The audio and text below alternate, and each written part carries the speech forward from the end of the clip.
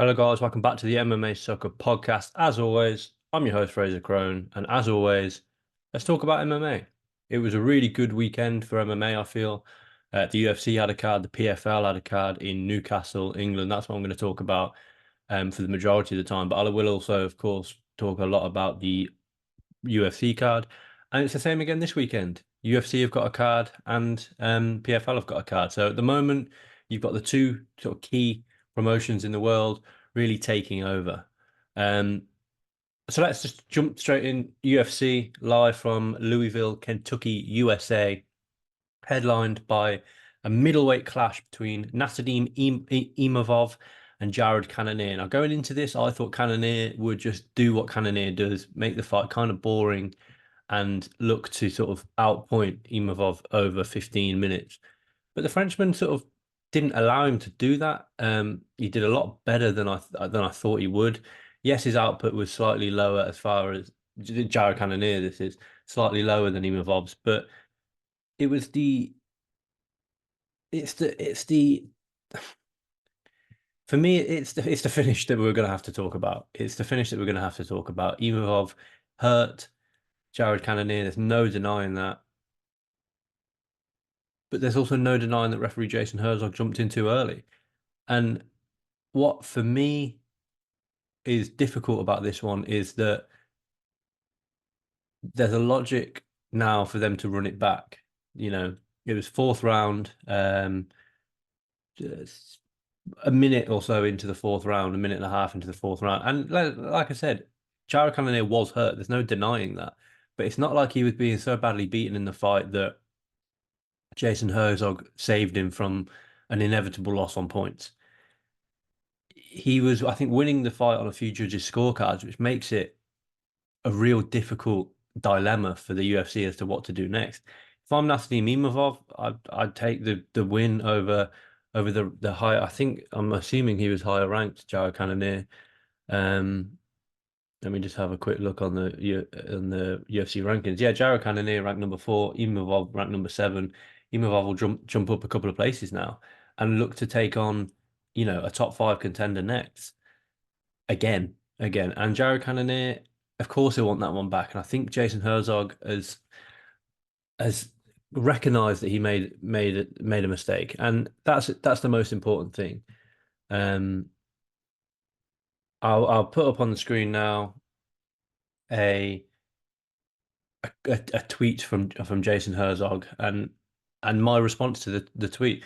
Jason Herzog put, "I get it. I know what I was seeing in the moment, but I've gotten enough feedback telling me I need to reevaluate, so I will."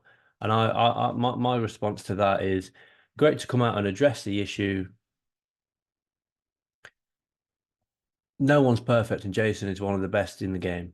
Recognize it, reflect, and rectify next time. For me, that's what he has to do. I genuinely think that Jason has, made a simple. Now, whether that tweet came from Jason Herzog himself, his official account, I'm not quite sure. It seems pretty legit, but I can't say for sure. But my response is, irrespective of whether it's a real account or not, I think referees should come out and address issues post-fight when they've made a bad call and when they've made a good call. At the end of the day, we don't give referees plaudits enough for doing their job well, whereas we give fighters plaudits for doing their job well. Last weekend, we were all raving about Islam Makhachev, and this weekend, I'll give plaudits to a lot of the stars at the UFC and the PFL for doing their job well. But we don't get enough. I don't think referees get enough plaudits for doing their job. He has to recognize his mistake. He has to reflect on the mistake, and he has to reevaluate and rectify it next time. And I know for a fact that Jason Herzog will, because he's one of the best in the game. Like I said, the stoppage for me far too early. Jared Cannonier, he's fought up as high as heavyweight. He's fought light heavyweight. Now he's down at middleweight, and he does deserve a little. He deserved to, receive a few more shots, in my opinion, just because of his durability. He's very rarely finished, Jared Cannonier. Um, he's got 3 losses prior to this, he had 2 losses by TKO. none of which have come at middleweight. He's only lost twice at middleweight. That was to Robert Whittaker, where I'm pretty sure he fought with a broken arm. He was almost knocked out in that fight, and then he was just completely outpointed by Israel Adesanya. But I think for Jared Cannonier now, unfortunately for the Killer Gorilla, that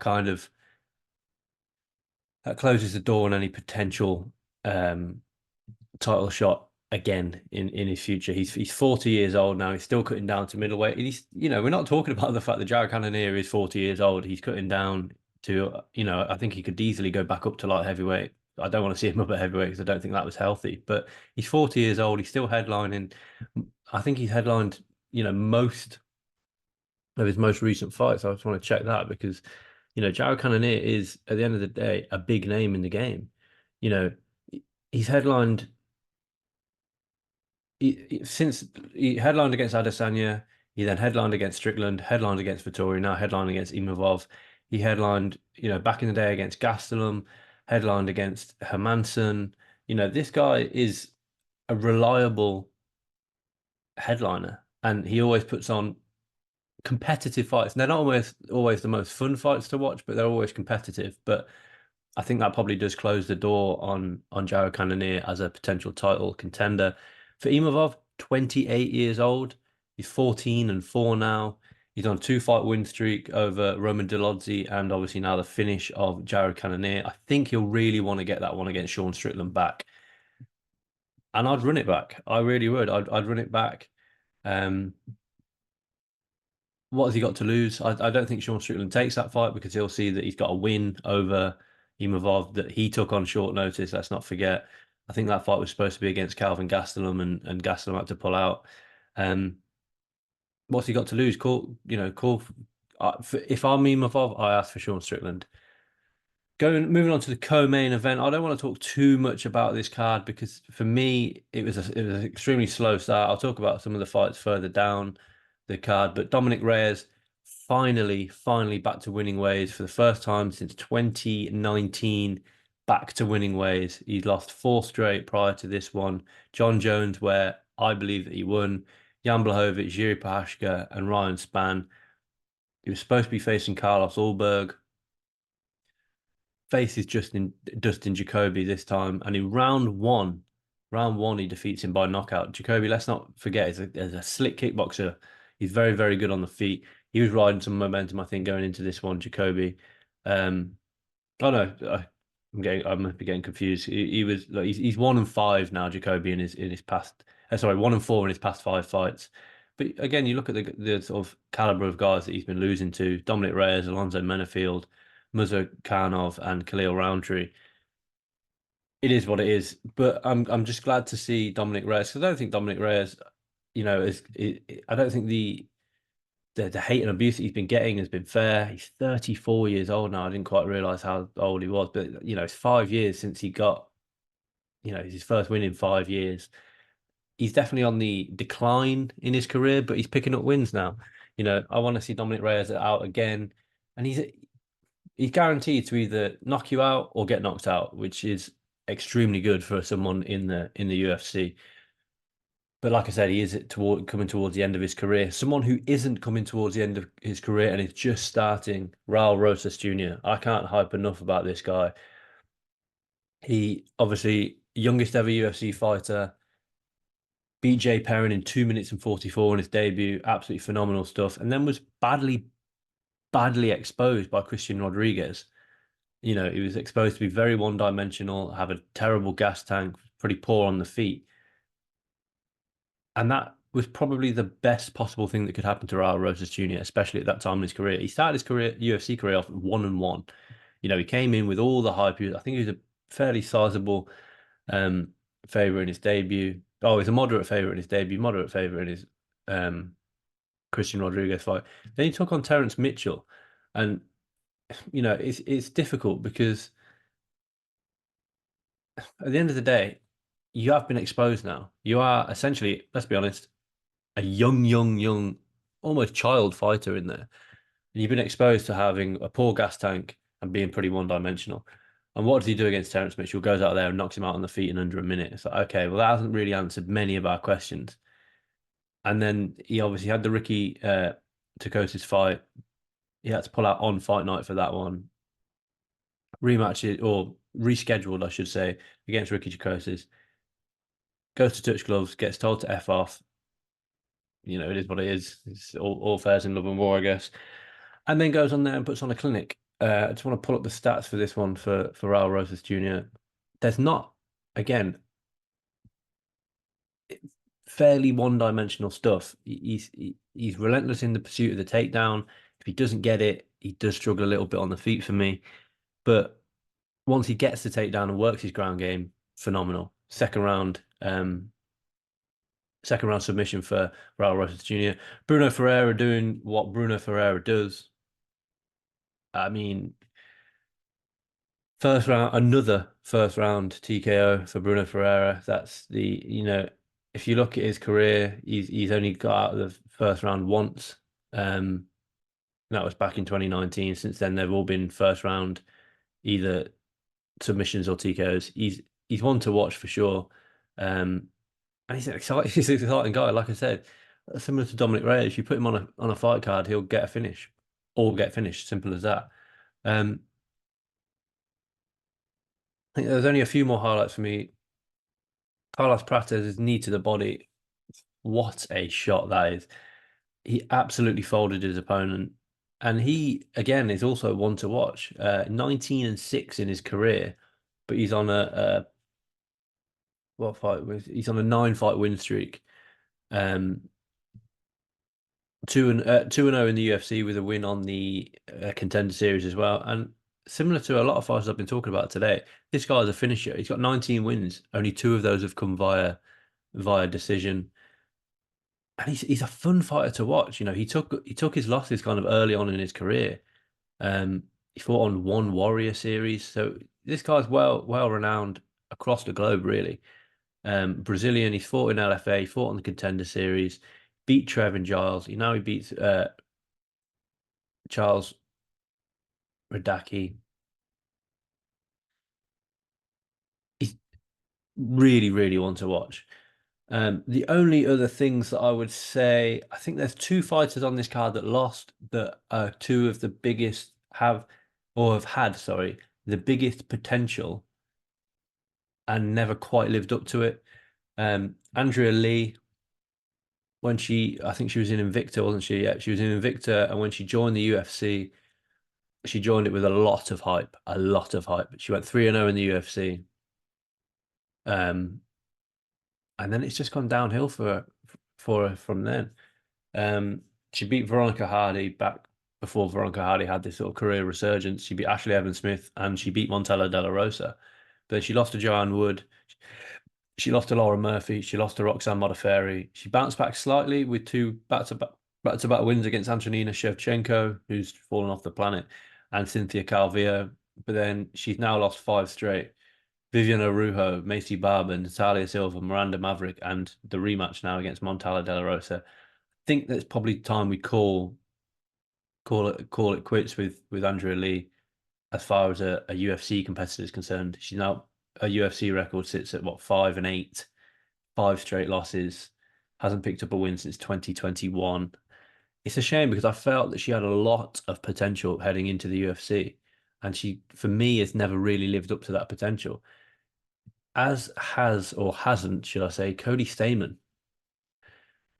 He has such a well-rounded skill set, Cody Stamann, and he just doesn't. I don't know what it is. He again, big win streak, fighting sort of on the local scene. Joined the UFC, 3 straight victories: Terrion Ware, Tom Duquesnoy, Brian Caraway, and he was a perennial pay-per-view stalwart. His first 5 UFC bouts were all on pay-per-views. He did lose to Aljamain Sterling and lost at, really aged quite well for him because obviously Sterling went on to be champion. He then bounced back, drew with Song Yadong, beat Brian Kelleher, but then he lost to Jimmy Rivera. He lost to Marab. He lost to Saeed Nurmagomedov. He he beat Eddie Wineland. He beat Lesadra, but then he lost to Douglas Silva de Andrade, and now he's lost to Taylor Lapalus. I at one point I thought that Cody Stamann could potentially be a UFC champion. That seemed further away now than ever.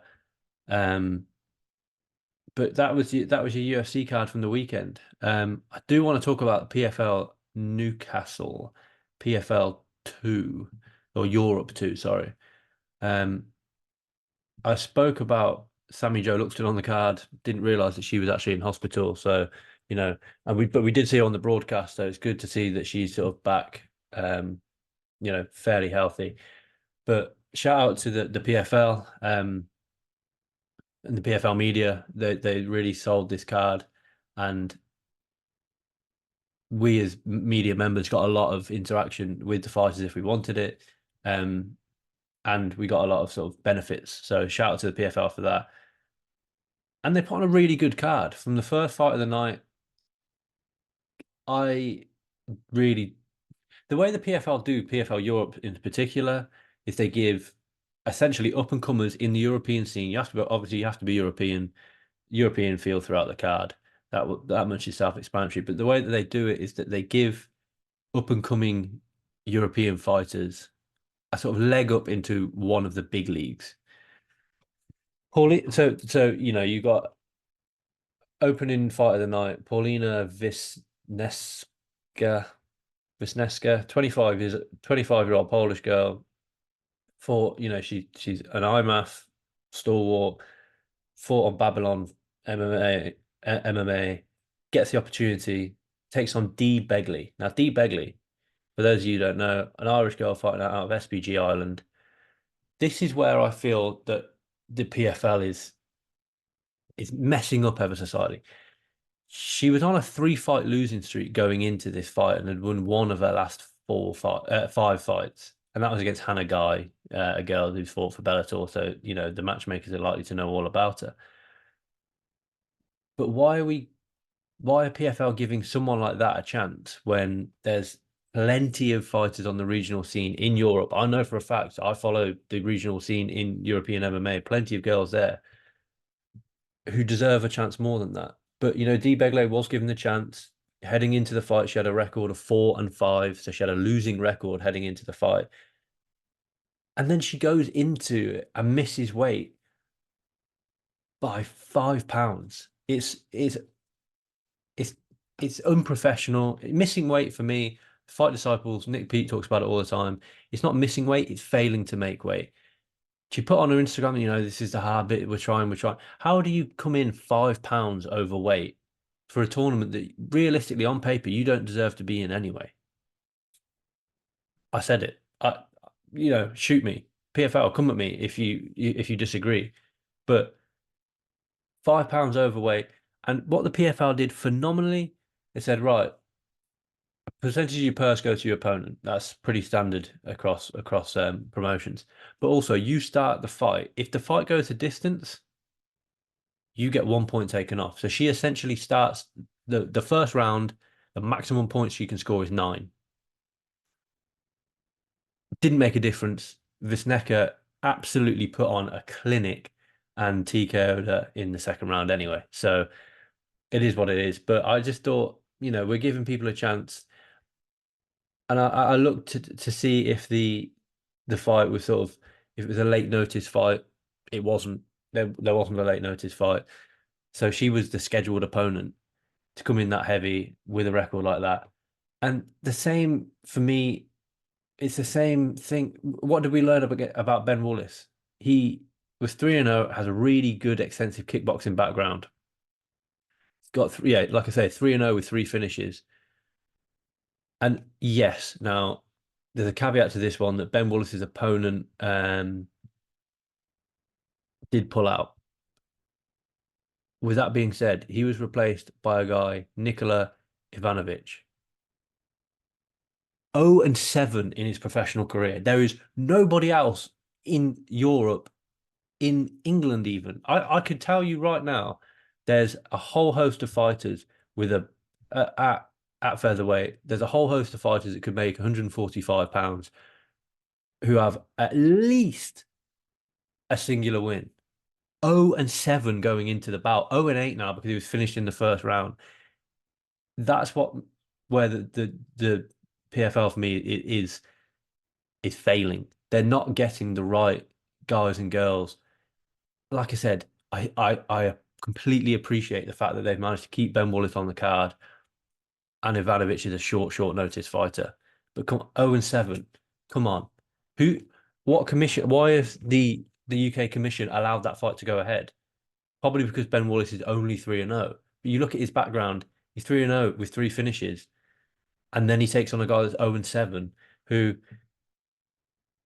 just looking now, he's been knocked out twice, he's been submitted three times, and he's lost two decisions. This year alone, you know, he was dash choked 3 months ago. And it's not like he's fighting guys that are massively, better than him. No, the combined record, the best guy he's fought is Lee Hammond. He's also got an amateur record where he's picked up his amateur record sits at 2-6. So his combined amateur and professional record is 2-13. No, it's not. It's 2-14. This isn't boxing where we have journeyman fighters. It definitely shouldn't be, and that's where the PFL's falling down for me. Kurashed Karakov continuing on from the form that he showed last year, third round TKO, really good finish. Then we get to the controversial Karolina Wojcik beat Lizzie Hervez. I thought Hervez won that fight. I thought it was pretty obvious that she won that fight, but it's not. I'm going to come back to the Chanel Dyer fight because I want to talk about that in a little bit more detail. Lewis McGrillen-Evans got back into the win column with a win over Matthias Zaharovs. That was a good fight. These guys didn't like each other going into the fight, and they had a lot of respect for each other after the fight. McGrillen-Evans showed really good takedown defense, something that he's obviously clearly worked on after picking up his first pro loss last time out. But what I would say is, if I'm, not Leon Edwards, Lerone Murphy, sorry. I'm getting my Brits mixed up. I'd say, look, we know that you can knock everyone out with your left hand, but don't just go searching for the left hand, because I did think he was a little left hand heavy. But when he did just get back to his MMA skill, as it were, he was really good. So, and he's got a big future. Jack Grant slammed and TKO'd Charlie Leary in under a minute. Dylan Tuke outpointed Kane Musa. And in the main event, so I'm going to talk about the main event and Chanel Dyer. Chanel Dyer is one of my ones to watch. She has been for a number of years. She's 4-0 going into this fight. Now she's 5-0. She's brash, she's cocky, she's confident, and with good reason, because she is really good. She's 23 years old. She's got 3 losses on her pro record against Ivana Petrovic, who obviously now fights in the UFC. And another loss by finish to a girl that's never made it pro, and she also lost to Shauna Bannon, who obviously, like we know, is in the UFC now. She's really good, and I think you got to see that in on Friday, on Saturday night. She's 23 years old, and I can see a collision course eventually, not anytime soon, but eventually, if she stays in the PFL, that is a collision course with Dakota Ditchever, because they fight very similarly. She's a very good stand-up fighter. She sets things up. You could see that she was setting up the head kick. She tried it a few times. It didn't quite land. Then she was attacking the legs of her opponent. She threw a right to the body. And then because she was throwing so many low kicks, her opponent's hand came down to block the low kick, head kick, out cold. Phenomenal performance by Chanel Dyer. And like I say, she's one to watch. And likewise, in the co-main event, we had Savannah Marshall versus Mirella Vargas. Savannah Marshall, as we know, world champion boxer, heavy hands. Only one pro loss in her career against Clarissa Shields in the boxing ring. Taking on Mirella Vargas, who I think was a good opponent. She was 1-2. She had, three MMA fights. So she had the experience of being in there with the 4-ounce gloves. She's only lost twice, like I said, but they were to the same woman, Delane Silva. She's 3-0. Delane Silva, it is what it is. But less about Vargas, more about Savannah Marshall. And what I liked about Savannah Marshall is she was tested. she was testing there. Her legs got battered, and she even commented on that in the post-fight interview. She can't. There's a lot to adapt to. You can block a lot with the big gloves in boxing. You can't do that with MMA. How would she fare when she was taken down? Well, she was taken down. She fared very well on the floor. She. You can clearly see working with Aspinall BJJ. Is working for her.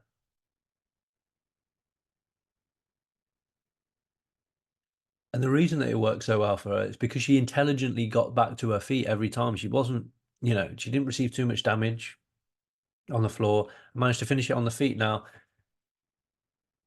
I am fascinated by a potential fight between her and Clarissa Shields because, as we know with Clarissa, she was slightly exposed in MMA for having a poor ground game.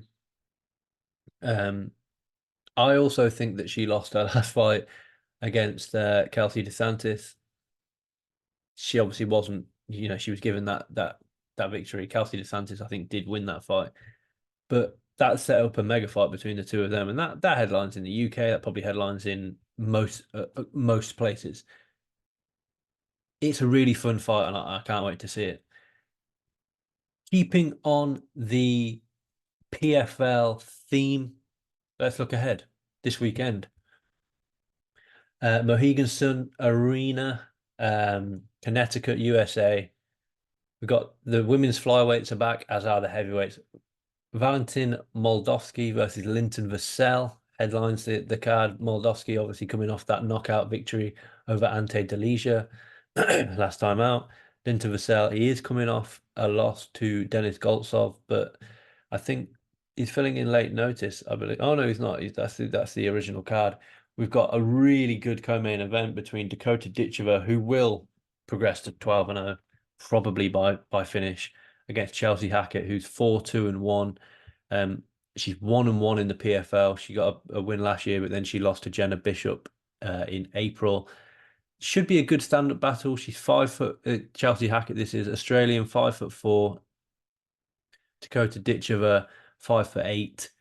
I think Dakota Ditcheva just is the best fighter in this tournament, give or take maybe Liz Carmouche, who will test her, and I cannot wait for that potential fight. On the main card, also Denis Goltsov versus Thiago Santos. Thiago Santos filling in at short notice. Goltsov was supposed to be fighting Sergei Bilostinini. Apologies if I got that wrong. He's had to pull out. He was replaced by, like I said, Thiago Maheta Santos, who hasn't picked up a win since 2021, is 0-2 in the PFL. He's a recognizable name. He's got heavy hands, but which we haven't actually seen those heavy hands. He hasn't got a knockout since 2019. So it is what it is. Liz Carmouche versus Kana Watanabe.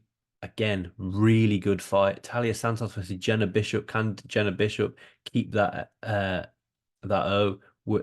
Talia Santos will test the O of Jenna Bishop. Marcelo Gone versus Tyrell Fortune. Oleg Popov versus Davon Franklin. Shayna Young and Ilar Joanne. Juliana Velasquez versus Lisa Muldean. And then further down the card, we've got the pro debut of Melissa Balic. I think she was a boxer, but the pro debut of Melissa Balic taking on Christina Katsisix.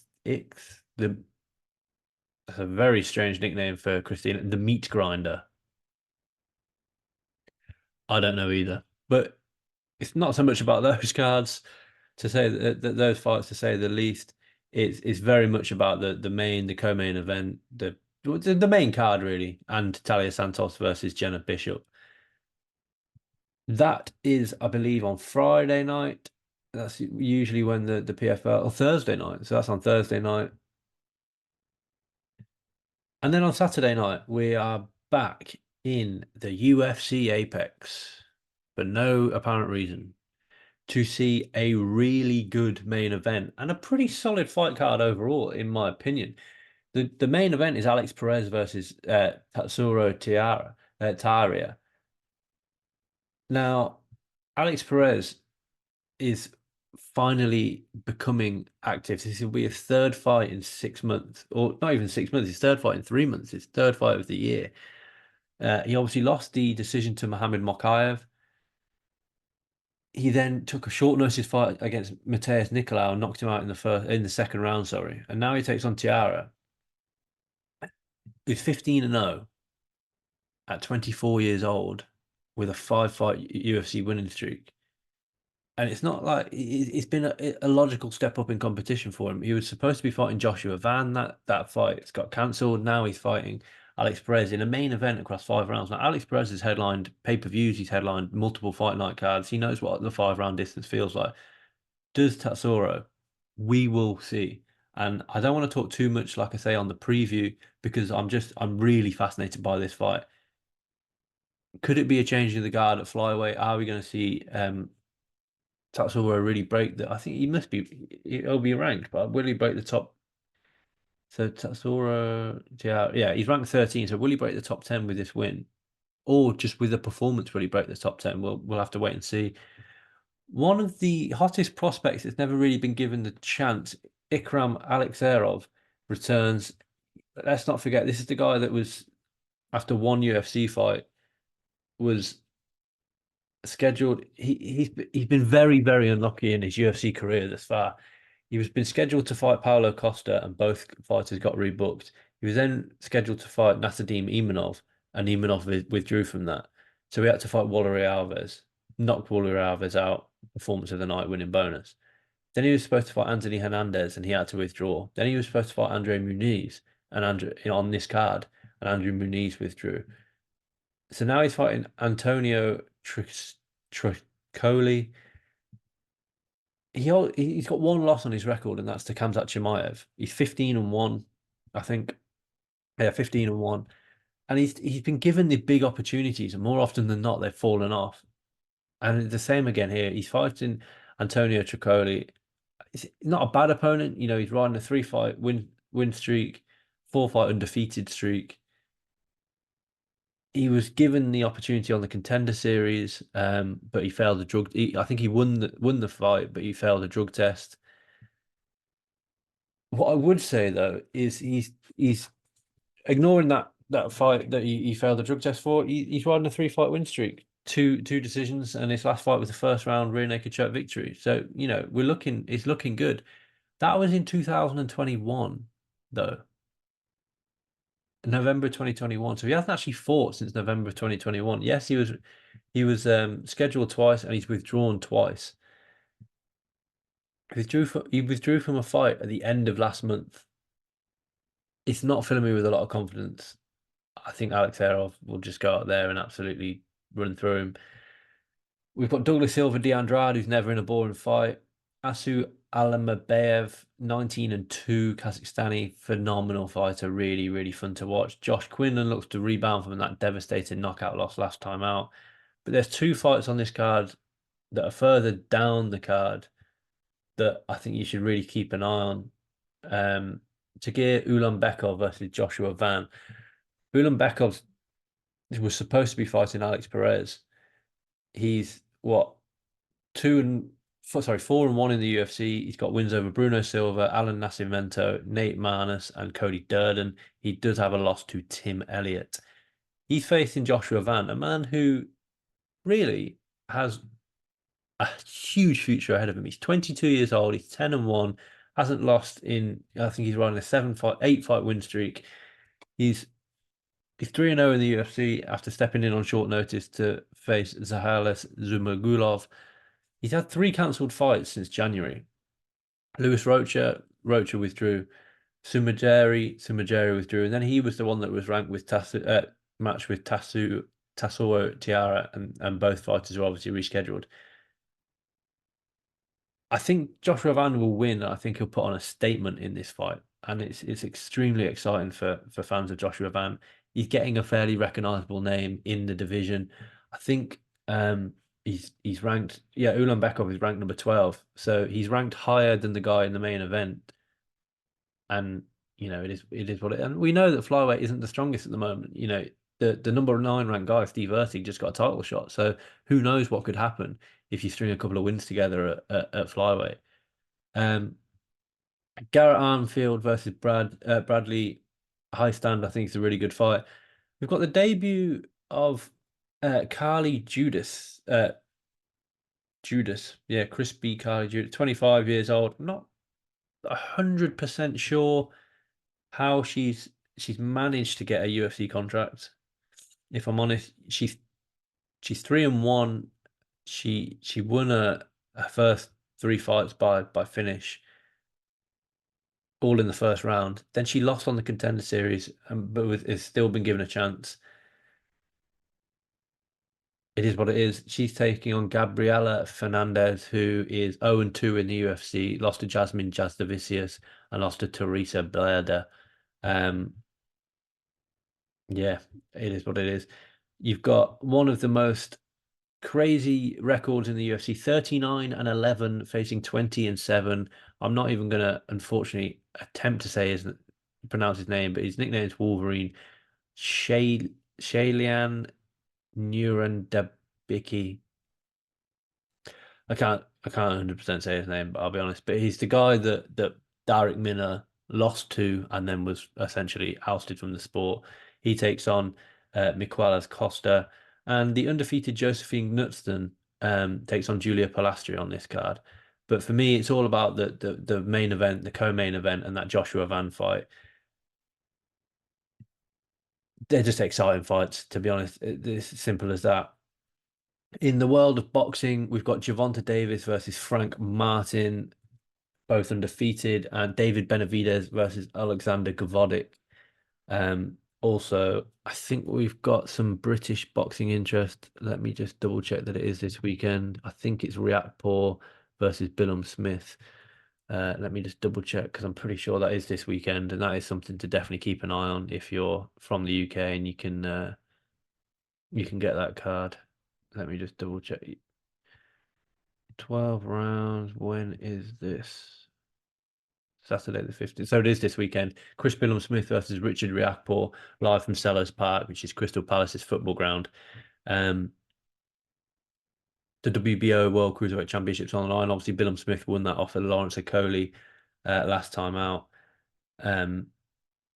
Also on this card, Isaac Chamberlain.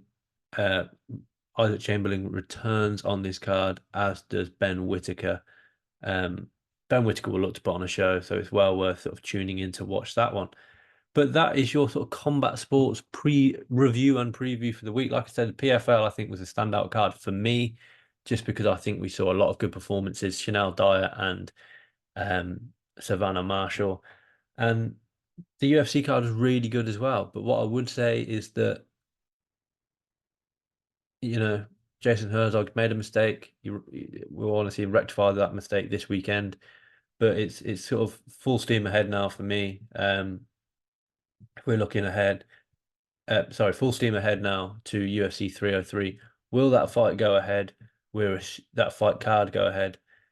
We're assuming that it will. But before UFC 303, we've got UFC Saudi Arabia, Whittaker versus Chimaev. That's back-to-back weeks. Is Whittaker versus Chimaev, McGregor versus Chandler. Keep it locked to MMA Soccer because we will be dropping previews, reviews, breakdowns, thoughts, reactions, all of the above. We'll be dropping them on, we've got two blockbuster cards. We've essentially got two pay-per-view cards back-to-back weeks. We'll preview them in due course, but this weekend, keep it locked to the UFC Apex, unfortunately, but it is what it is. Keep it locked to MMA Soccer all the time. Like the video for me, guys.